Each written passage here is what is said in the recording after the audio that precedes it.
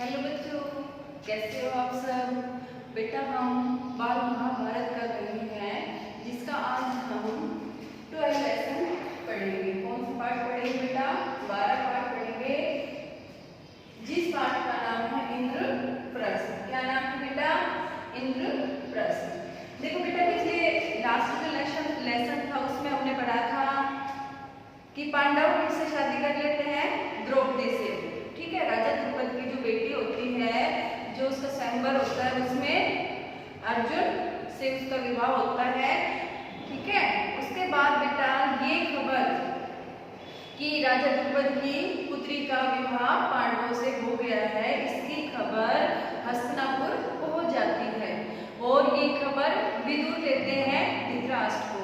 धृतराष्ट्र बेटा बड़े ही खुश होते हैं कि राजा द्रुपद की बेटी का विवाह पांडवों के साथ हो गया है। लेकिन बेटा जब इसकी सूचना जब दुर्योधन को मिलती है तो वो बड़ा ही दुखी होता है, उसे क्रोध आता है कि जो उन्होंने लाख का जो घर बनाया था उसमें वो जीवित रह गए थे। तो वो सलाह करते हैं कर्ण के साथ, अपने मामा के साथ, शकुनी जो दुर्योधन के मामा हैं उनके साथ सलाह करते हैं कि इनसे पीछा कैसे छुड़ाया जाए। और ये बात जाकर वो धृतराष्ट्र से कहते हैं कि ऐसा कोई हमें काम करना चाहिए कि ये फिर दोबारा हमारे राज्य में, हमारे देश में आए ही नहीं। कौन नहीं आए?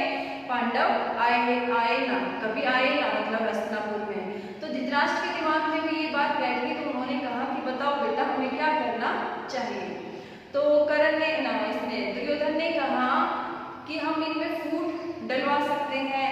तो कर्ण ने कहा कि ऐसा कभी नहीं होएगा कि राजा द्रुपद पैसे के लालच में हमारी तरफ आ जाए और इनसे युद्ध करे, और ना ही द्रौपदी अपने पतियों के मतलब पांडव के खिलाफ जाएगी। मतलब हम इनमें ऐसा कुछ भी नहीं कर सकते। तो वो किसी नतीजे पर नहीं पहुंचे थे।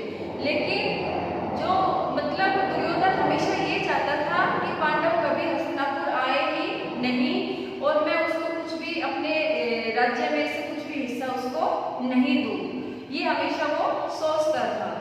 तो ये सलाह मशवरा करने के बाद धृतराष्ट्र ने भीष्म पितामह को, द्रोणाचार्य को बुलाया कि अब क्या किया जाए। तो भीष्म पितामह ने कहा कि महाराज हमें आधा जो राज्य है वो पांडवों को दे देना चाहिए, इसी में सबकी भलाई है।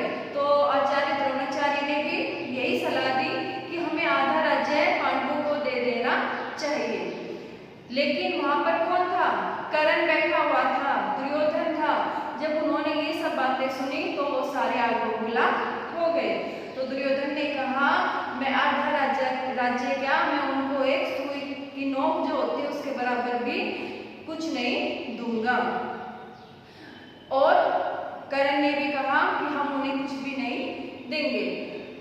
उसके बाद उन्होंने विदुर से सलाह ली धृतराष्ट्र से कि अब क्या किया जाए। तो उन्होंने भी वही सलाह दी कि हमें आधा राज्य पांडवों को दे देना चाहिए। उसके बाद वो कहते हैं ठीक है, मैं आधा राज्य उनको दे देता हूँ, और वो उनको भेज देते हैं। ठीक है, जहाँ पर पांडव रह रहे हैं वहां पर भेज देते हैं, कहते हैं कि तुम उनको यहाँ पर बुला लो। तो जब वहां पर वो जाते हैं, विदुर जाते हैं और कहते हैं कि राजा धृतराष्ट्र ने तुम्हें बुलाया है, तो ये सुनकर जो पांचाल नरेश है, राजा द्रुपद है, उनको शंका होती है कि कुछ ना कुछ तो बात है कि जो पांडवों को बुलाया जा रहा है।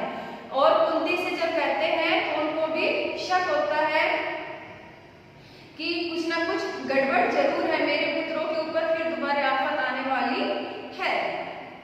उसके बाद विदुर कहते हैं कि आप चिंता मत करो, आपके पुत्रों का यश चारों दिशाओं में फैल रहा है, इनके ऊपर कोई संकट नहीं आएगा। तो ये सुनकर द्रौपदी और पांचों पांडव मिलकर, और कुंती, द्रौपदी और पांचों पांडव मिलकर हस्तिनापुर चले जाते हैं। हस्तिनापुर जाके जो महाराज धृतराष्ट्र है वो कहते हैं कि जो मेरे बेटे हैं, जो मेरा पुत्र है दुर्योधन, वो बड़ा ही दुराचारी है, ठीक है, मतलब कि वो अच्छा नहीं है, वो तुम्हें हमेशा कष्ट पहुंचाएगा। इसलिए मैं चाहता हूँ जो हमारे पूर्वजों की जो राजधानी है खांडवप्रस्थ, तुम वहां जाकर रहो, ठीक है। कौन सी राजधानी है बेटा उनके पूर्वजों की? खांडवप्रस्थ राजधानी है। किनके पूर्वजों की? धृतराष्ट्र के पूर्वजों की, पांडवों के पूर्वजों की है। लेकिन बेटा वहां पर कोई नहीं रहता, तो वो क्या हो गया? निर्जन वन हो गया, बिल्कुल निर्जन वन हो गया, जिसका बिल्कुल सुनसान वन, ठीक है, जहाँ पर कोई आता जाता न हो, ऐसा हो गई। मतलब खांडवप्रस्थ की जो राजधानी थी उसकी दशा इस प्रकार की हो गई। तो जो पांडव थे उनका जो धृतराष्ट्र ने जो आग्रह किया उन्होंने मान लिया और खांडवप्रस्थ में जाकर रहने लगे। और उस खांडवप्रस्थ राजधानी को इतना सुंदर बना दिया, इतनी मतलब नगर को बहुत ही सुंदर बना दिया, और उस नगर का नाम फिर पड़ गया इंद्रप्रस्थ। जो खांडवप्रस्थ जो राजधानी थी पूर्वजों की, उसका नाम फिर क्या पड़ गया? इंद्रप्रस्थ पड़ गया। खांडवप्रस्थ से इंद्रप्रस्थ पड़ गया। और इसकी सुंदरता इतनी अधिक थी कि चारों दिशाओं में इंद्रप्रस्थ है, इसकी सुंदरता का वर्णन होने लगा, मतलब इसकी चर्चाएं होने लगी।